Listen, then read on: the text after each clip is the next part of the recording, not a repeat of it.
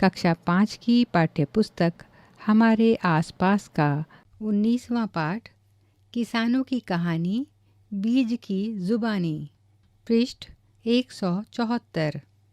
मैं हूँ नन्हा बाजरा। बहुत साल पहले सन 1940 में मुझे लकड़ी के इस सुंदर बक्से में रखा गया था।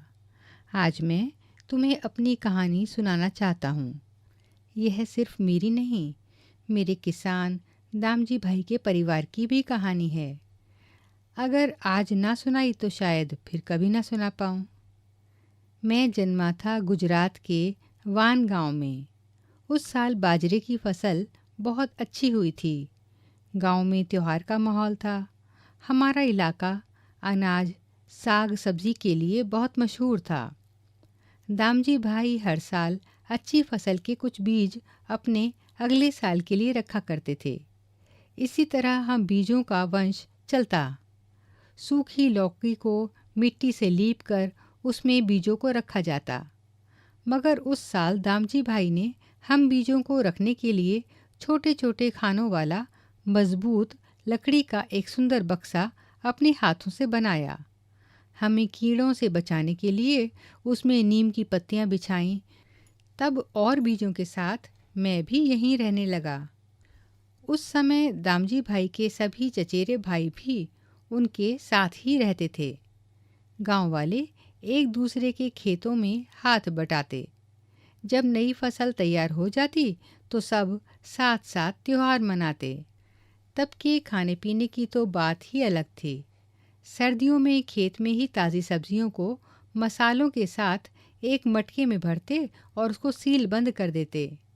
पृष्ठ 175। कोयलों के अंगारों में मटके को उल्टा रखकर सब्जी को पकाया जाता। इस पकी सब्जी को कहते हैं ऊंधियूं। गुजराती में ऊंधियूं का मतलब है उल्टा। ऊंधियूं के साथ मिट्टी के चूल्हे में पकी बाजरे की रोटियों की सौंधी खुशबू, वाह! साथ में घर के दूध का मक्खन, दही और जितनी चाहे उतनी छाछ। तरह तरह की सब्जियां, अनाज अलग अलग मौसम में उगाई जाती थीं। किसान अपनी ज़रूरत के अनाज सब्जी घर में रखकर बाकी का शहर के दुकानदारों को बेच देते। अनाज और सब्जियों के अलावा कभी कभी थोड़ी कपास भी उगाई जाती। सूत की कताई और बुनाई भी घर में ही चरखों और करघों पर की जाती थी। बताओ, क्या तुम्हारे घर में रोटियां बनती हैं? किस अनाज से? क्या तुमने कभी ज्वार या बाजरे की रोटी खाई है? तुम्हें कैसी लगी? पता करो और लिखो। तुम्हारे घर में अनाज और दालों को कीड़ों से बचाने के लिए क्या क्या करते हैं? अलग अलग मौसम में खेती से जुड़े त्योहार कौन कौन से हैं? इनमें से किसी एक त्योहार के बारे में जानकारी इकट्ठी करो, जैसे त्योहार का नाम, किस मौसम में मनाते हैं, किन किन राज्यों में मनाया जाता है, क्या क्या खाना पकाया जाता है, उस त्योहार को कैसे मनाते हैं, सब मिलकर या अपने अपने घरों में। अपने घर में बड़ों से पूछो, क्या खाने की कुछ ऐसी चीज़ें हैं जो उनके ज़माने में बनाई जाती थीं पर अब नहीं। पृष्ठ 176। तुम्हारे इलाके में कौन कौन से अनाज और साग सब्जी उगाए जाते हैं? क्या तुम्हारे इलाके में कोई ऐसी चीज़ उगाई जाती है जो दूर दूर तक मशहूर है? बदलाव। कुछ सालों में गांव में कई बदलाव आए। कुछ जगहों पर नहर का पानी पहुंच गया। कहते थे दूर किसी बड़ी नदी पर बनाए बांध से यह पानी यहाँ लाया गया था। फिर बिजली भी पहुंच गई। बस बटन दबाओ तो रोशनी।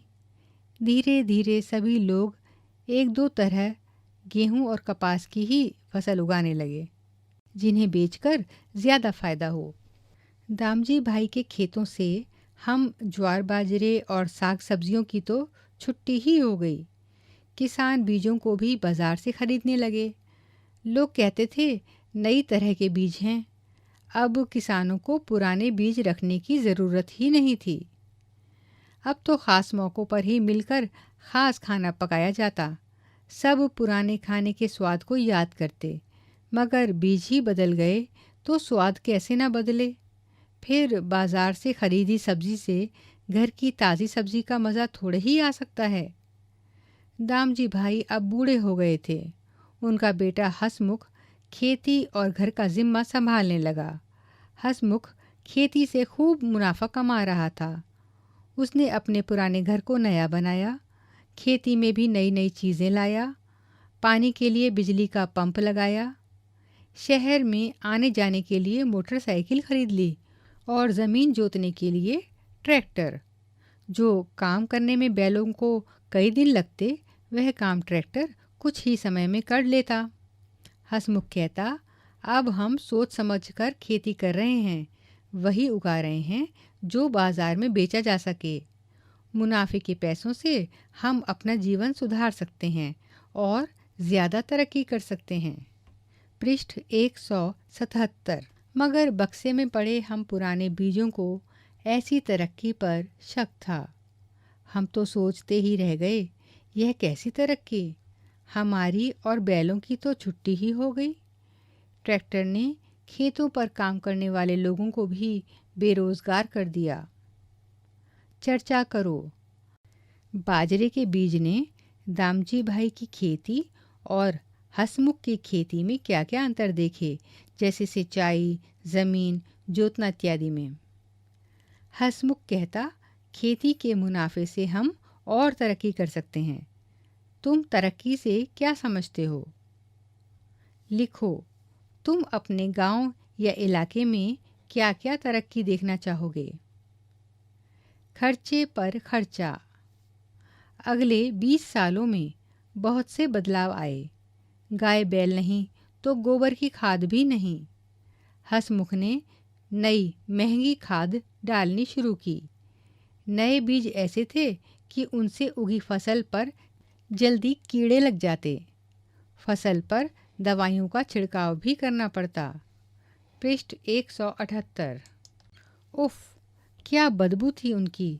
हसमुख का काफ़ी पैसा इन सब पर खर्च होने लगा। नहर का पानी कम हो रहा था। अब हसमुख के गांव में सभी ने अपने अपने पंप लगाकर ज़मीन के बहुत नीचे से खूब पानी खींचा। खर्चे पर खर्चे। मुनाफे का पैसा बैंक के कर्जे में कटने लगा। मुनाफा भी क्या, जब सभी लोग कपास उगाते तो कपास की कीमत भी कम ही मिलती। एक ही तरह की फसल बार बार उगाने से और दवाइयों ने जैसे ज़मीन की जान ही खींच ली। खेती करना और उससे अपना गुजारा चलाना अब और मुश्किल होता जा रहा था। हसमुख भी पहले जैसा ना रहा, चिड़चिड़ा हो गया। उसका जवान बेटा परेश पढ़ लिख कर खेती का काम करना चाहता। बैंक का कर्जा चुकाने के लिए ट्रक ड्राइवर का काम करने लगा। कभी रात रात भर घर नहीं लौटता, कभी हफ्ते भर भी नहीं। परसों घर आया तो कुछ ढूंढने लगा। माँ से पूछने लगा, बा, दादाजी का वह पुराना बीजों का बक्सा कहाँ है? ट्रक को ठीक करने वाले औजार रखने के काम आएगा। अब समझे मैंने तुम्हें अपनी कहानी क्यों बताई। सोचो और चर्चा करो। आगे चलकर हसमुख की खेती का क्या हुआ होगा। पृष्ठ 179। दामजी भाई के बेटे हसमुख ने अपने पिता की तरह खेती करना पसंद किया।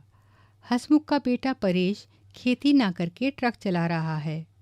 उसने ऐसा क्यों किया होगा? बीज को शक था कि जो हसमुख के साथ हुआ वह तरक्की नहीं है। तुम्हें क्या लगता है? क्या तुम्हारे आसपास कुछ ऐसे बदलाव हुए हैं जिन्हें तरक्की मानने में कुछ दिक्कतें भी हैं? क्या? अखबार में छपी ये रिपोर्ट सुनो और उस पर चर्चा करो। मंगलवार 18 दिसंबर 2007 आंध्र प्रदेश। यहाँ के कई किसान खेती में हुए घाटे के कारण बैंक का कर्जा नहीं चुका पाए हैं। उन्हें जेल भेज दिया गया है। ऐसे ही एक किसान हैं नालप्पा रेड्डी। उन्होंने बैंक से 24,000 रुपये कर्जा लिया था। यह कर्जा चुकाने के लिए उन्होंने साहूकार से भी भारी ब्याज पर कर्जा लिया। कुल 34,000 रुपये देकर भी उनका सारा कर्जा न पूरा हुआ। वे कहते हैं, ये बैंक किसानों को तो छोटा सा कर्जा ना चुकाने पर भी जेल भेज रहे हैं, पर बड़े व्यापारी उद्योगपति जो करोड़ों का कर्जा नहीं चुकाते, उन्हें कुछ नहीं कहते। देश के सैकड़ों किसानों की खेती में हुए घाटे की कहानी आंध्र प्रदेश के नालप्पा रेड्डी जैसी ही है। सरकारी आंकड़ों के अनुसार इन्हीं कारणों से सन 1997 से सन 2005 तक 1.5 लाख किसान अपनी जान खुद ले चुके हैं। यह संख्या शायद इससे भी ज़्यादा हो। प्रोजेक्ट कार्य। तुम्हारे मन में खेती से जुड़े क्या क्या सवाल उठते हैं? सब मिलकर कुछ सवाल बनाओ और किसी किसान से पूछो, जैसे किसान एक साल में कितनी तरह की फसल उगाते हैं, किस फसल को कितने पानी की ज़रूरत है। अपने आसपास किसी खेत या बाड़ी पर जाओ, वहाँ लोगों से बात करो और आसपास देखो। एक रिपोर्ट तैयार करो। पृष्ठ 180। गुजरात में रहने वाले कक्षा 5 के बच्चों ने भास्कर भाई का फार्म देखा है और उस पर एक रिपोर्ट लिखी। तुम भी सुनो। देहरी गांव, भास्कर भाई की बाड़ी। हमें दूर से ही नारियल के पेड़ दिख गए। बाप रे, एक नारियल के पेड़ पर कितने सारे नारियल। हमें लगा वे तो ज़रूर बाज़ार से खरीदे महंगे खाद का इस्तेमाल करते होंगे, पर बाड़ी में घुसते ही हम हैरान रह गए। पूरी ज़मीन पर सूखे पत्ते, खरपतवार और जंगली घास फूस। कुछ पेड़ों की एक आध सूखी शाखा देखकर लगा उसे कीड़ों ने खाया है। बीच बीच में रंग बिरंगे पत्तों वाले पौधे किस लिए? हमने पूछा तो भास्कर भाई ने बताया कि इन पौधों यानी क्रोटोन की जड़ें ज़मीन के बहुत अंदर नहीं जाती। जब इनके पत्ते मुरझाने लगते हैं तो वे जान जाते हैं कि बाड़ी के इस भाग को पानी देने की ज़रूरत है। उन्होंने बताया कि वे फैक्ट्री में बनी खाद का इस्तेमाल नहीं करते। उनकी ज़मीन उपजाऊ बनती है जड़ों, पत्तों, शाखाओं के सड़ने से और केंचुओं से। ध्यान से ज़मीन को देखा तो केंचुए दिखे। कितने सारे केंचुए ही केंचुए थे। पूरे फार्म में शायद लाखों होंगे। भास्कर भाई ने बताया ये केंचुए ज़मीन में छेद बनाते रहते हैं। इससे ज़मीन पोली हो जाती है। इन केंचुओं के मल से ज़मीन उपजाऊ बनती है। फिर प्रवीण ने शहर में रहने वाले अपने चाचा के बारे में बताया। उन्होंने एक गड्ढा खोदा जिसमें केंचुओं को रखा है। वे रसोई घर का सारा कचरा, सब्जी, फल के छिलके उस गड्ढे में डाल देते हैं। इस तरह गड्ढे में खाद बनती रहती है। कचरे का अच्छा इस्तेमाल भी हो जाता है और बाज़ार की खाद से ज़्यादा अच्छी और सस्ती खाद भी मिल जाती है। फिर हमने इस फार्म में उगे कई फल भी चखे। मज़ा भी आया और एक अलग तरह की खेती के बारे में भी हमने जाना।